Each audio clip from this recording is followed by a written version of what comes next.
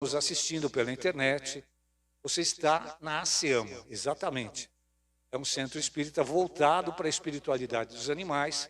Nós entendemos que o corpo espiritual dos animais, recebendo o tratamento, esse tratamento vai se refletir no corpo físico. Claro, você pode fazê-lo de forma presencial, como nós estamos aqui com muitos queridos e os seus filhos peludos aqui, todos maravilhosos, para o tratamento de harmonização, para a recuperação da saúde, e temos também a oportunidade de fazê-lo pela internet. Então, esse trabalho é um trabalho híbrido. Para a espiritualidade é a mesma coisa. Eles podem ir na sua casa, sem nenhuma restrição geográfica, de território, de distância, e vão atender vocês com todo o amor e carinho, com os mesmos benefícios, se vocês estiverem aqui presencialmente. Então, a única coisa que a gente pede é que você, estando em casa, para fazer o tratamento, a gente tem um protocolo que a gente estabeleceu e recomenda a vocês, e vão fazer a lembrança rápida disso. Você entra no nosso site, aseama.org.br, faz inscrição para o tratamento à distância, você vai receber uma lista de procedimentos que você deve fazer para transformar o seu lar na câmara de passe. Aqui as pessoas assistem no salão de palestra a palestra, depois vão à câmara de passe e vão embora porque já fizeram o tratamento. Como a equipe espiritual vai para o seu lar, então ele precisa que pelo menos o ambiente psíquico e espiritual do seu apartamento, da sua casa, do seu ambiente doméstico, esteja compatível com essa energia que vocês vão receber. Então, o primeiro ponto para o tutor, que vai ser o doador de energia, né, e vai ser o tutor que vai estar o tempo todo cuidando do animalzinho, é uma restrição alimentar. É não comer nem carne vermelha, nem carne branca, nem peixe, nem os embutidos, evitar fumar e evitar ingerir bebidas alcoólicas. Nós sabemos que esses alimentos e esses elementos podem atrapalhar a absorção da energia positiva que a equipe espiritual vai trazer para vocês, que vocês vão transmitir posteriormente para os seus queridos. Então, o tutor acha que não está fazendo nada, mas ele está fazendo muito. A doação de amor e esses procedimentos auxiliam bastante a equipe espiritual para o benefício seu e para o benefício do seu querido. A água fluidificada faz parte do tratamento. Você deixa uma identificada para você, você vai tomando de 2 a 4 vezes ao dia para repor as suas energias e também para o seu querido ou queridos. Se forem vários, uma para cada um. Aí ele vai. É como se fosse uma medicação sob medida naquela semana para você ir dando para o seu animalzinho. Ou você dá numa pipeta, ou você coloca na água dele. O importante é que ele possa fazer ingesta desse líquido, que vai também auxiliá-lo no tratamento. Evangelho no lar pelo menos uma vez por semana. Se quiser fazer todo dia para manter aquela conexão, sabe a conexão da internet que você quer sempre bem, que ela esteja bem fluídica, que ela esteja bem... Fazer o evangelho é isso. Você mantém seu ambiente psíquico bem, espiritualmente afastado das energias negativas, e a equipe espiritual, sempre que possível, está podendo ter acesso fácil ao seu lar. Por último, não deve jamais deixar de levar o seu animalzinho num médico clínico veterinário. O que ele tem instalado no corpo físico, você vai cuidando com a medicina que você tem aqui, à disposição. Seja exames, procedimentos, medicações que ele precisar, você vai acolhendo esse tratamento e faz o tratamento espiritual. Não são exclusivos, então são inclusivos.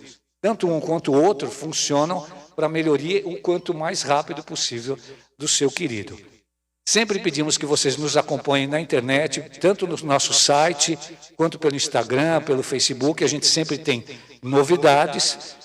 Um último recado que eu sempre digo é você que está assistindo pela internet, principalmente, muita gente entra pedindo doações. Ainda mais agora que nós temos situações em que as pessoas precisam de mais doações por conta dos desastres climáticos que aconteceram, mas nós não sabemos se essas pessoas são boas pessoas ou não. Às vezes elas vão no inbox, às vezes elas vão no seu e-mail, às vezes elas vão atrás de você. Olha, eu estou com muita dificuldade, eu preciso de dinheiro, eu preciso disso, daquilo. Nós não sabemos quem são essas pessoas. Recomendamos fortemente que vocês não doem nada, mas sim encaminhem essas pessoas para nós. Fala, olha, entra no site da SEAMA, vai no Fale Conosco, fala o que você precisa e o que a gente puder endereçar, encaminhar e ajudar, a gente está à disposição. Se você, por conta e risco, quiser fazer um Pix, uma transferência para alguém, porque aquilo te tocou o coração, e esse é um momento em que as pessoas estão mais sensibilizadas no tratamento dos animaizinhos, você pode ser alvo de uma pessoa de má fé. Então, eu sempre digo isso aqui. Jesus dizia para os seus apóstolos, sejam simples como uma pomba, mas prudentes como uma serpente. Então, ou seja, há pessoas que realmente precisam, e a gente pode e deve ajudar, mas nesse caso, pelas circunstâncias do acesso, a gente não garante a confiança do que quem está do outro lado pedindo. Então, encaminhe para nós, ou se você resolver fazer a doação, aí é uma coisa por sua conta e risco. Então, de qualquer forma, a gente tem essa recomendação para vocês.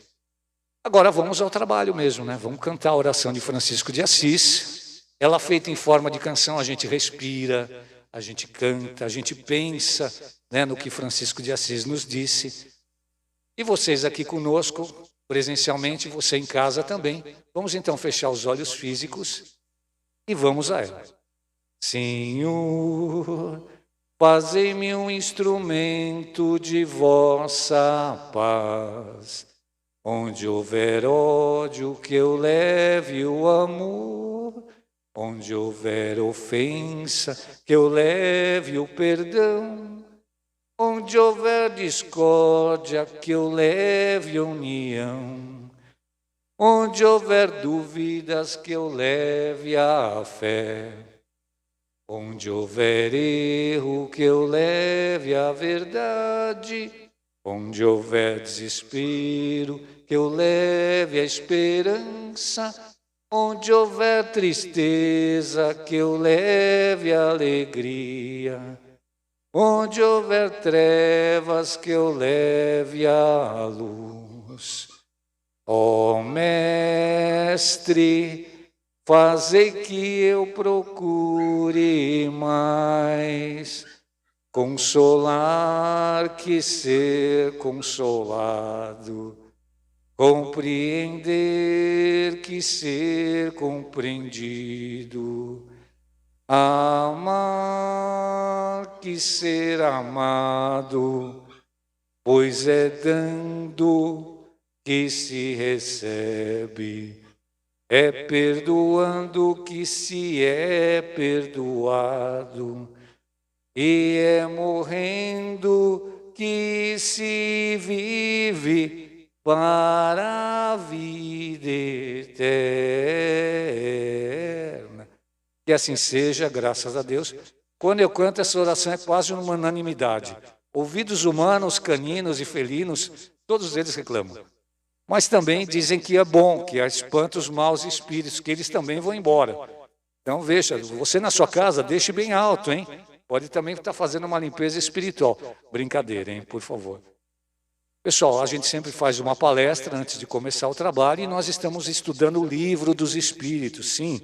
O famoso Livro dos Espíritos que o Kardec foi fazendo as perguntas para a espiritualidade superior de N assuntos, todos pertinentes à época, todos de forma bem metódica e inteligente. Afinal, ele era um educador, um pedagogo, foi escolhido a dedo para fazer esse trabalho.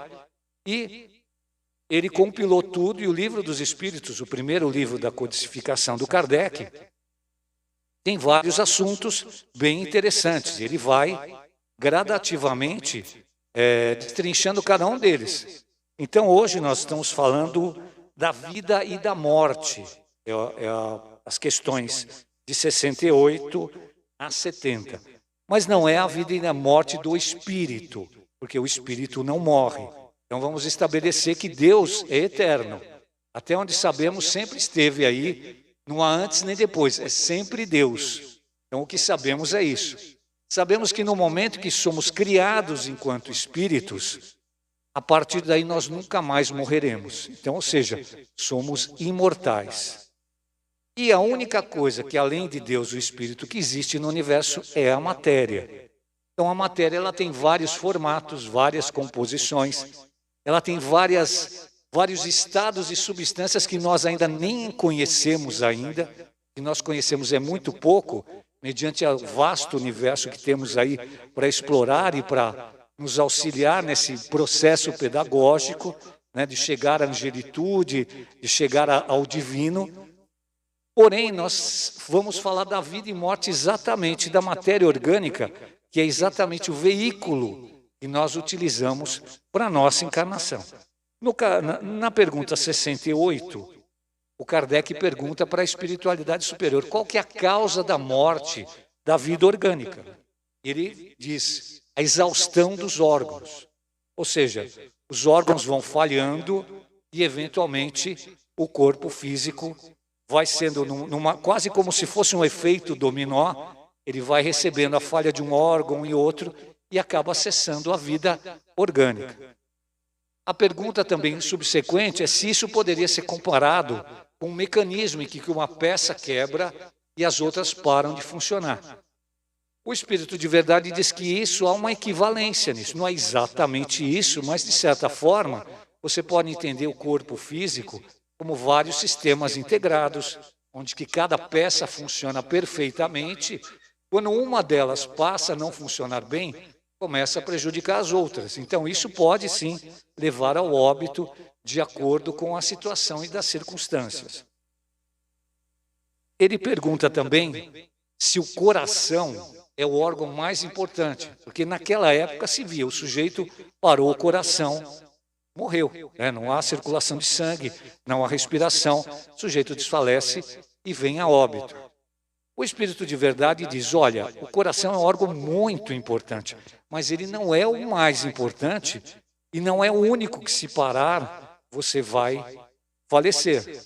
Isso já antecipava certas coisas que naquela época não se sabia, mas de lá para cá veio a se saber na ciência médica, que você pode ficar com o seu coração parado alguns minutos. Ele é uma bomba elétrica, né? E você pode receber uma carga elétrica e voltar à vida, como a gente já viu em procedimentos de ressuscitação, tanto pessoalmente quanto na mídia, nós já tivemos conhecimentos disso.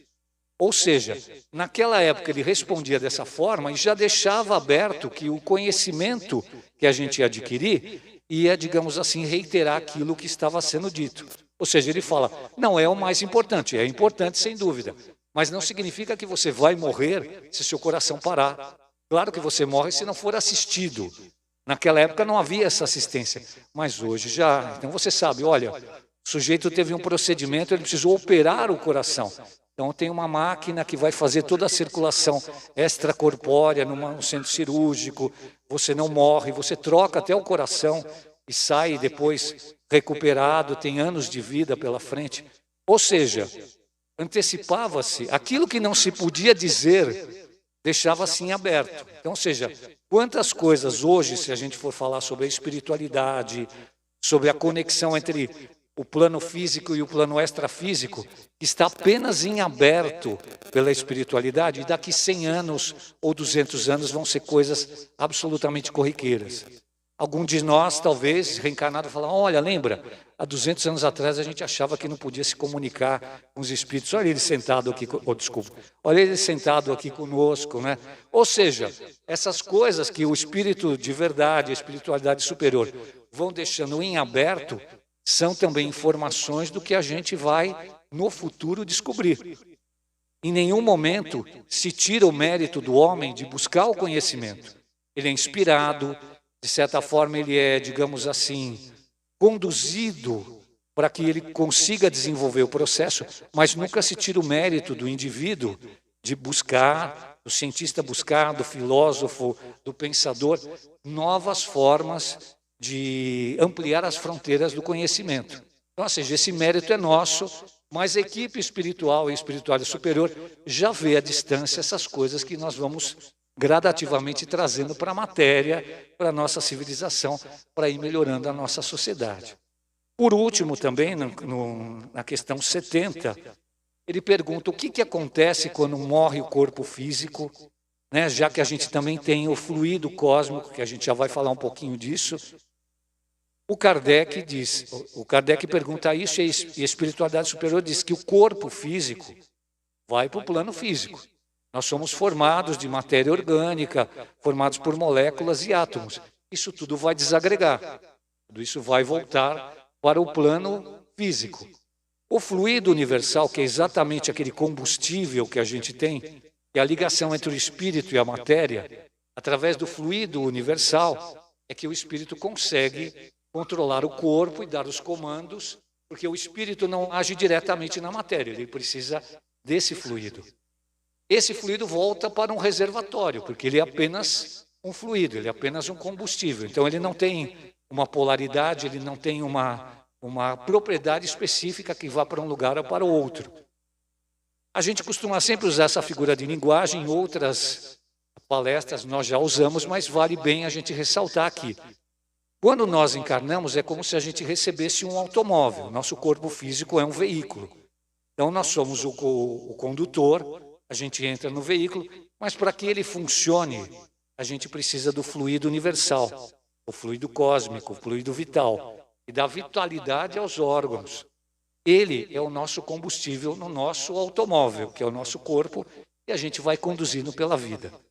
Tem um marcador no reservatório desse tanque de combustível? Não. Ninguém sabe quanto tem de fluido vital, ninguém sabe quantos anos vai viver. Por quê? Porque esse fluido nós recebemos de acordo com a programação que nós temos, enquanto espírito, para as coisas que precisamos fazer. Claro que o nosso arbítrio vai nos levar a fazê-las ou não, mas, a princípio, nós chegamos equipados com tudo o que precisamos para ter uma vida, uma jornada física em desenvolvimento, cuidando daquilo que precisamos cuidar, aprendendo aquilo que precisamos aprender e, principalmente, corrigindo aquilo que precisamos corrigir. Então, o caminho é esse. Porém, a gente, no nosso livre-arbítrio, pode ceder a uma ou outra tentação, fazê-lo ou não de acordo com a nossa consciência. Porém, esse combustível, ele é de acordo com a nossa programação e nós não sabemos quanto nós o temos. Então, eu posso ter combustível para mais um dia de vida, ou para mais 10 anos, ou 20, qualquer um de nós, mas nós não temos essa capacidade e essa percepção. Pela lógica, quando esse combustível vai acabando, os órgãos vão começando a ter dificuldades e a gente vai ter que abandonar o veículo porque a nossa jornada termina ali. Há pessoas que, dependendo do que fazem ou o que acontece, aí o dano é no mecanismo do veículo.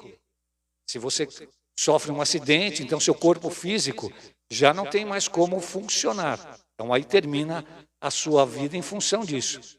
Porém, pela lógica, o ideal seria que acabasse quando terminasse o seu fluido vital.